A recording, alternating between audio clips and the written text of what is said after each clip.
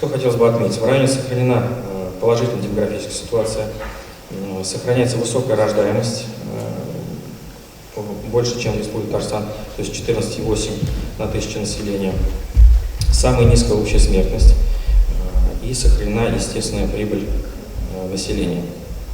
Медицина советында уңышлар гына түгел, проблемалар да күтәрелде. Шуларның берсе табибларның җитмәве. 2021 елда медицина учреждениеләренә 5 табиб җәлеп ителә.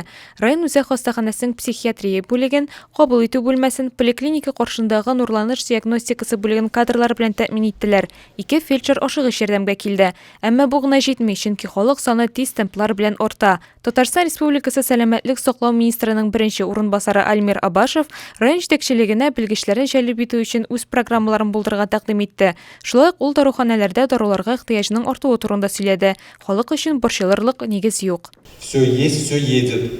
Все в машине едет сейчас в аптеку. Просто этот путь едет издалека, потому что не в соседнем дворе же выпускают эти таблетки. Все приедет. Со временем все появится в аптеках. Просто надо работать. И не надо мотивировать людей на то, чтобы сейчас набрали, пока не подорожало. Не подорожает. Хисап утырышы медицина хезмәткәрләрен бүләкләү тантанасы белән тәмамланды.